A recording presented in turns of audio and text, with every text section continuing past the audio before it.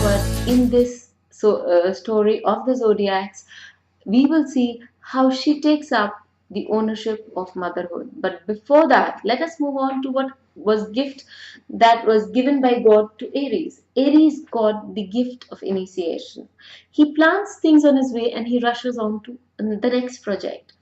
This in turn is worked upon by hard work of Taurus, which was her gift by God, and then there's communication. This entire thing is communicated by Gemini.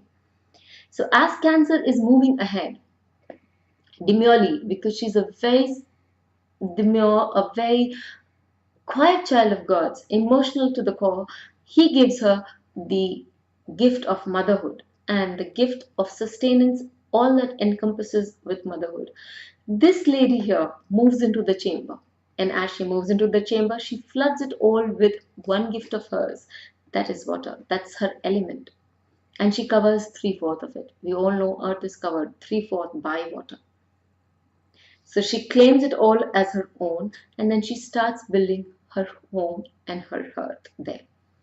This home of hers gives protection to all who move into it. This is the home that is full of love, compassion. So while she takes up her home and the emotions attached to that home, she also takes up all things abstract, hurt. She takes up love. She takes us up affections. All these emotions are her. And she also takes up a very beautiful organ that of your heart. And this is an organ specifically ruled by the zodiac sign. The heart is ruled by Cancer. She also takes up protection. So anything that is in Cancer is well protected for you.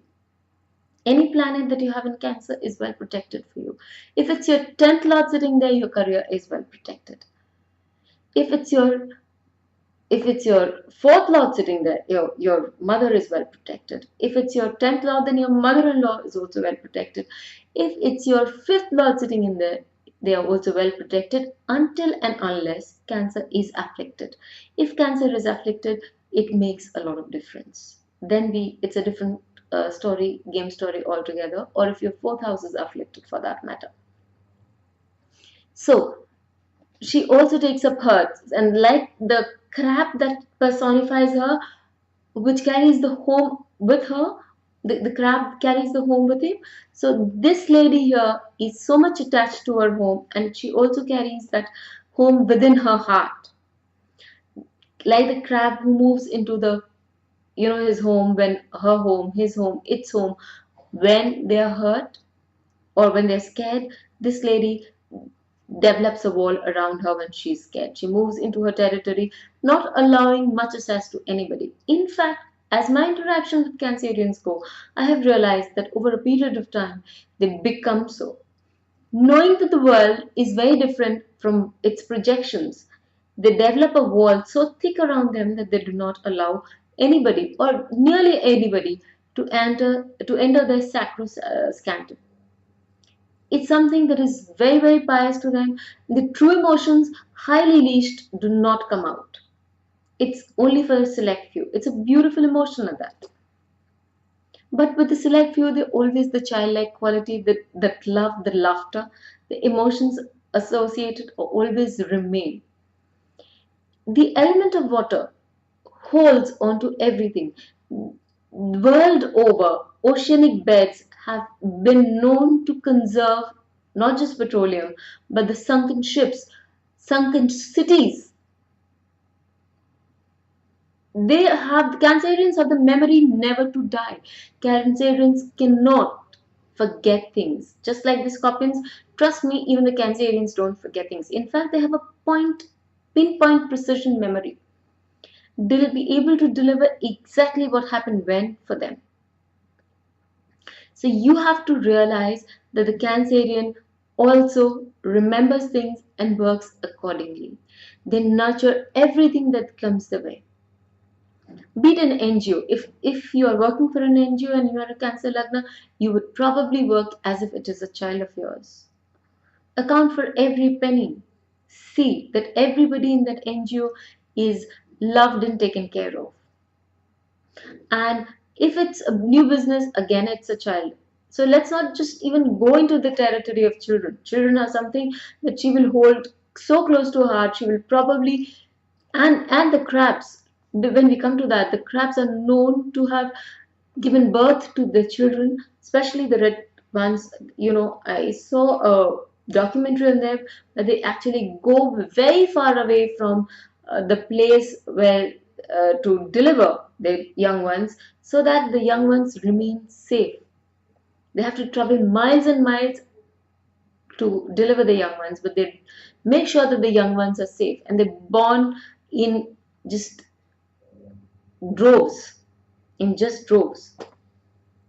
And then there is a sense of well-being. This sense of well-being that is developed by the Cancerian is too beautiful. If you've been fed by a Cancerian, you would realize that there's a lot of difference by being fed by anybody in the zodiac sign and a Cancerian.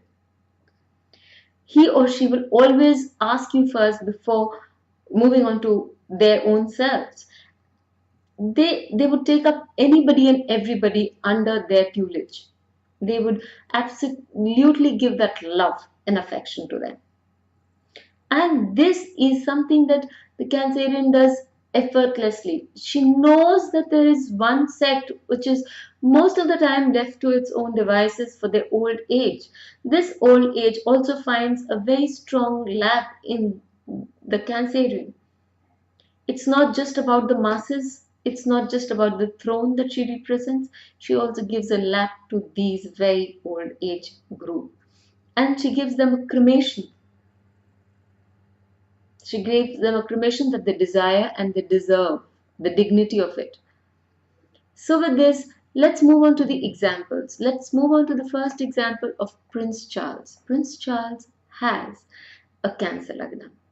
A very sensitive child that he has been documented as from the very beginning. He was very close to one mother figure of his. That's his maternal grandmother. He was very, very close to his maternal grandmother.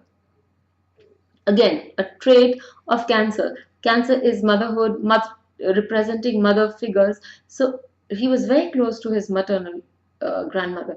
And he has been very, very supportive of his children.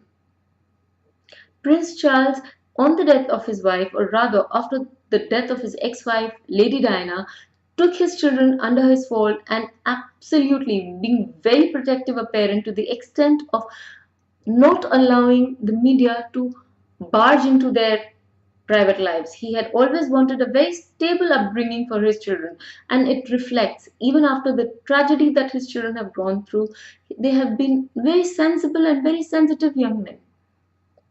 So all kudos to him. And the bus does not stop there for him. He has raised singularly in the UK. He's been one of the most highest raising charity amounts, that is amounting to more than £100 million. And his charities, the Prince's Trust, along with 16 other charities that he presides, have been working tirelessly for the betterment of so many causes, multitude of causes. And he has been known to be a very, very soft person. Now I move on to another heartthrob of mine, Richard Gere. I fell in love with this person when I was a school student and I had gone to watch the movie called Pretty Woman.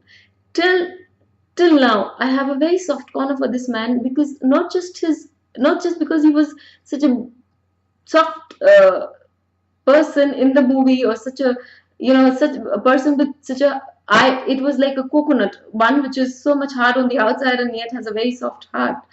Not just that, but because he has in person worked so much tirelessly for AIDS, for Tibetans, for a country like Tibet, which is so small as compared to other countries, and for Buddhism, for a religion which is not very huge in terms, but then he's stuck by his values, he's stuck by his thoughts, and he's stuck by his principles. And he has faced a lot of flake for it also, but that has not deterred him for his causes.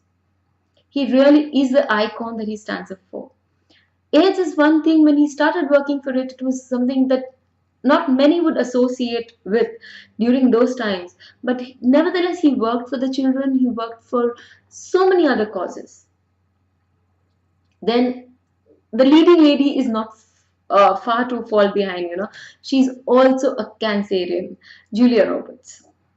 And she has, she openly states that when she looks at the uh, plight of children the world over, her heart actually melts. It bursts with so much of pain. She's done so much towards charity herself.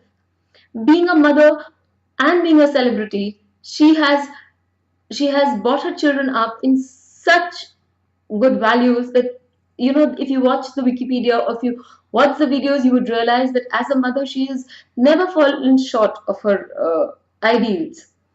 She's done so much for her children, and she plays like a mother, forgetting that she's also a celebrity. And that's one of the best things motherhood can, you know, work out on. And then she's also very fond of cooking. She writes that cooking is one passion with her because she just loves to feed. And as I've told you, being fed by a Cancerian is a different experience altogether. Trust me, pick up a Cancerian and invite yourself home, and then have a really ball game. You would know the difference. With this, I end and I wait for the party to begin with Leo. And I hope that you do join me with the party because I'm having a lovely time with this series, and I hope you are also having one too. Thank you. Till then, bye from me.